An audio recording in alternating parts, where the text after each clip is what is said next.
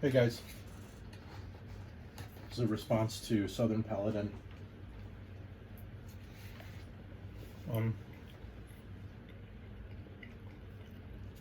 Respond to a couple things that he said in his video about woke churches and stuff like that.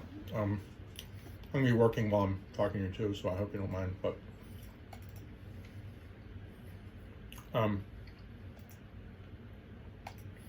SoPal gave an example about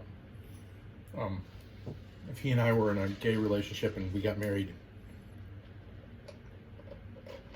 went to Massachusetts or Hawaii and got married, and then one of us found Jesus. What are we supposed to do at that point?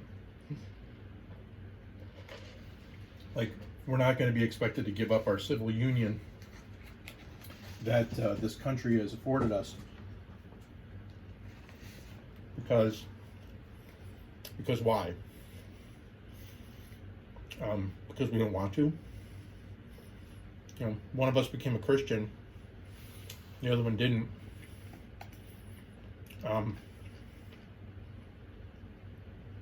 Seemed to indicate that,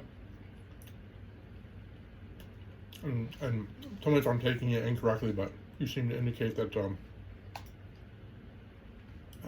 the civil union would be more important than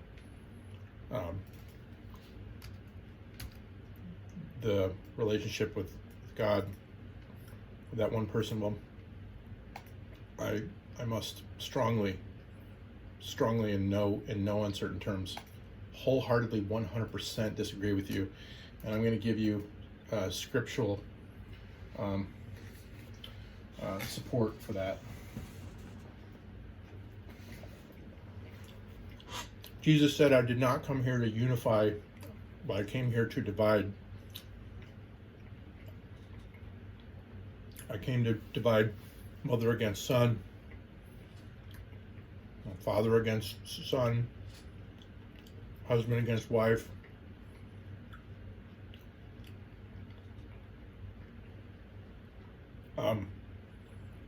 He's driving wedges in between relationships all the time. Jesus made it abundantly clear that he does that. And so what does he mean by that? He means basically you are to be his number one thing in the world. You are to have more allegiance to Jesus than you are to your wife, your husband. So if you're in a gay marriage, and again, I try to tread lightly on the subject, but you're the one who brought it up. If you're in a gay marriage and you convert to Christianity, and then you decide that you have done something wrong, then you get a divorce, then you did what was in your best consciousness to do. You did what you felt was right. Now, is your husband going to be upset with you that you? Yeah, probably. I mean, tell me about any divorces that end well. Who wrote the first book of the New Testament, the first gospel? His name was Matthew. What did Matthew do for a living? He was a tax collector. What did Jesus say to him when he passed his tax collecting booth? He walked up to Matthew and he said, "Matthew." Matthew's like, "Yeah." He said, "Follow me." What did Matthew do? He immediately left his job as a tax collector and followed Jesus. What did Peter do? When he was fishing, Jesus looked at him and said, "Leave your boat and your net and follow me. I'm going to make you fishers of men. You're no longer going to be fishers of fish. You're going to be fishers of men. Leave your boat and follow me." Okay, he did that. So if Matthew left his job as a tax collector and Peter left his job as a fisherman, why do you say that if you and I were in a civil union and had a gay marriage, that one of us should not leave the gay marriage to follow Jesus? Why would you say that? I think it's abundantly clear that your belief in that regard is not scriptural. I want to speak to your other point that you like to bring up. It seems to be one of your favorite verses in the Bible about removing the plank from your own eye so that you can remove the sliver from your from your brother's eye.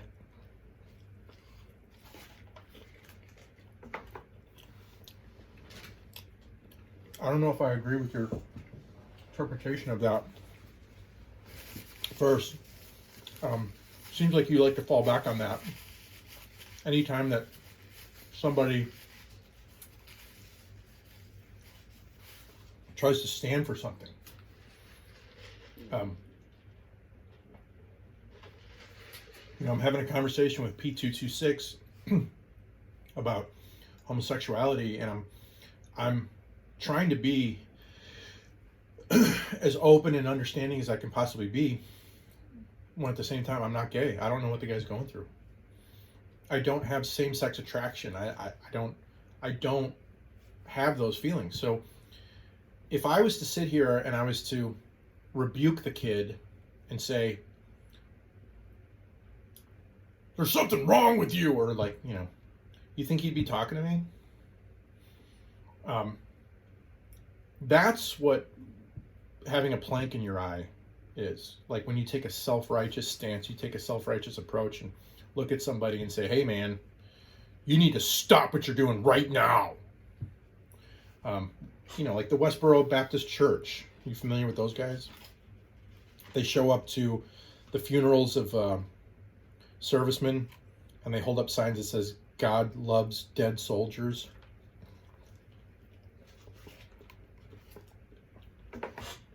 They show up to gay pride parades holding signs that says, God hates fags.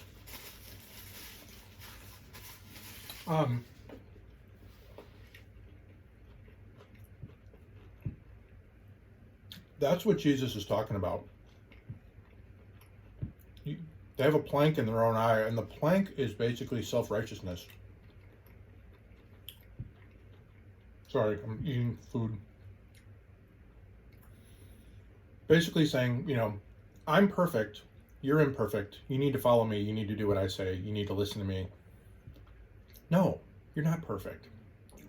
You're a human being. Jesus is perfect. You can point people to Jesus and say he knows. But to be an imperfect human being yet act as if you aren't imperfect, that you've arrived at some kind of new level of perfection, that is to have a plank in your eye. And because when you have a plank in your own eye, you can't even see anything else. You're blind to everything. And sometimes maybe I do have a plank in my eye, and sometimes you have a plank in your eye, and sometimes other people do. But I don't think that the things that I've said and the way that I've acted has been like that. But the other side to that is Jesus did say that we are to remove the speck from our brother's eye, right? You like to focus on the plank part of it, but not the removing of the speck part of it. You just, constantly, I don't know, constantly, but a couple times, you said, look, you got a plank in your eye. You got a plank in your eye. You got a plank. So in other words, what? Nobody can make any value judgments about anything? That's not true.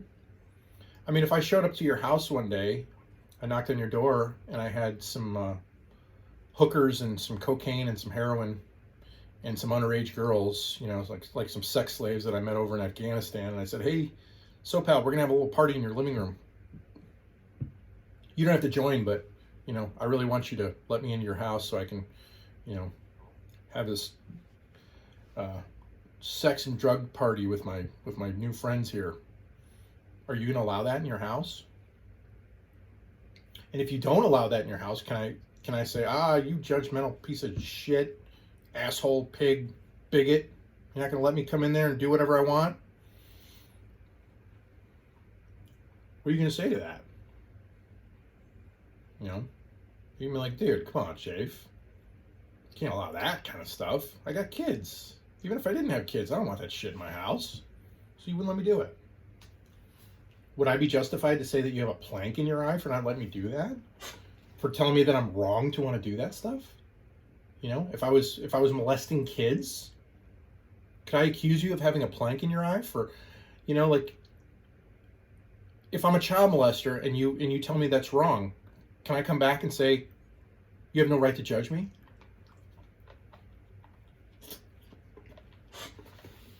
Sure, you have a right to judge me on that. Of course you do. You're not acting like you're self-righteous, but you're basically saying, look, man, what you're doing is wrong. You can't do that.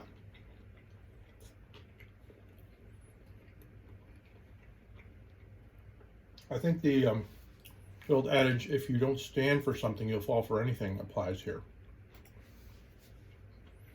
You can't permit everything, SoPal. Can't.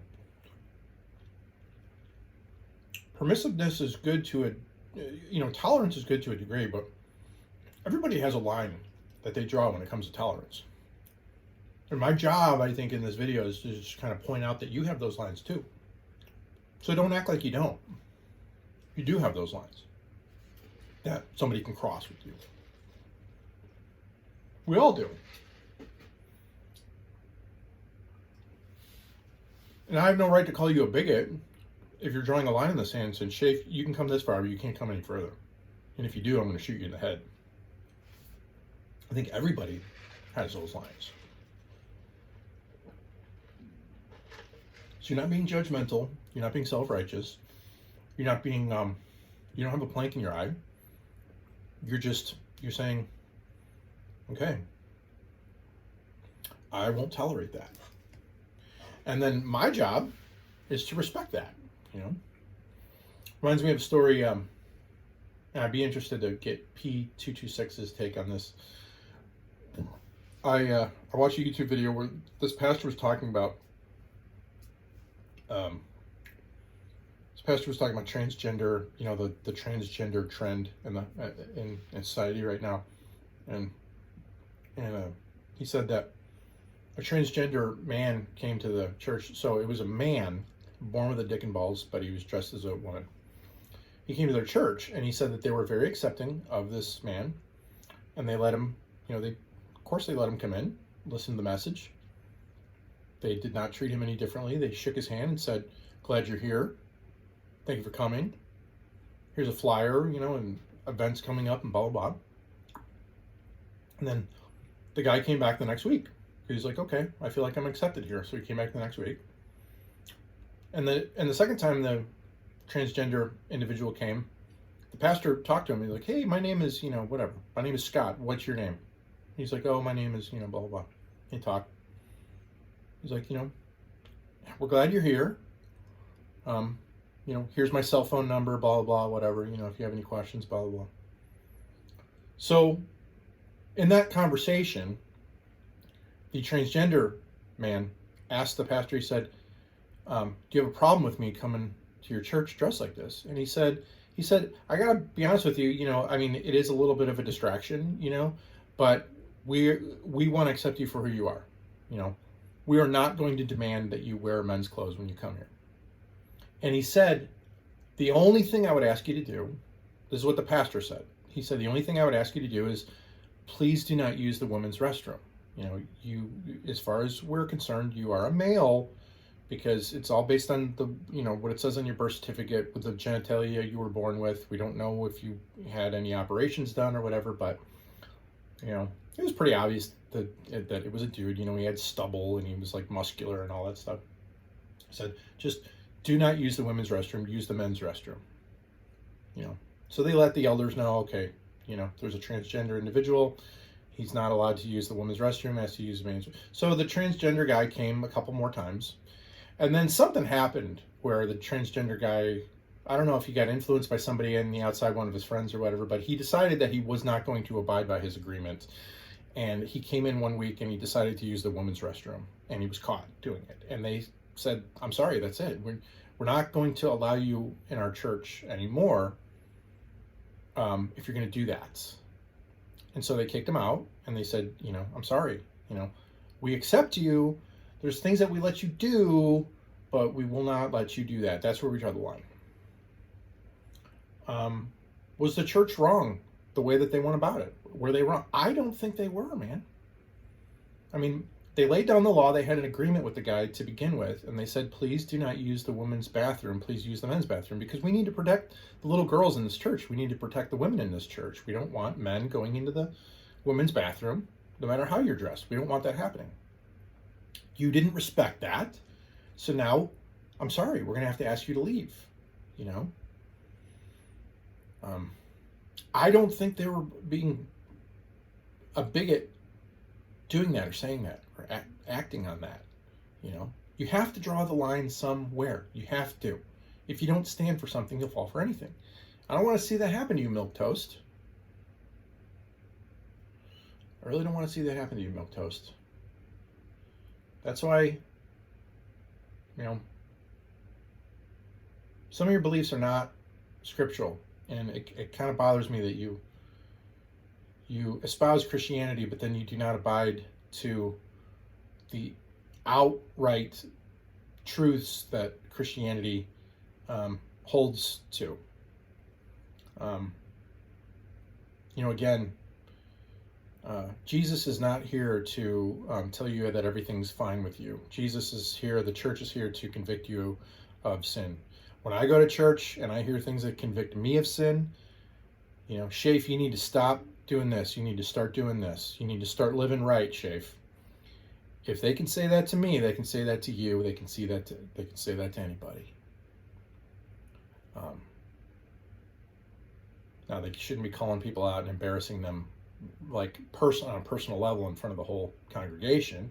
It should be like if there's a specific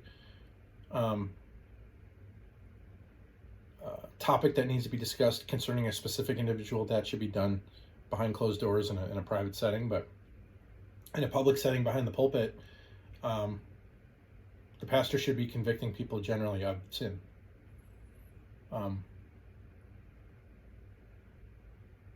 You know, and if you're not getting convicted of sin, then you're really not going to a church. You're just going to a summer camp, as far as I'm concerned.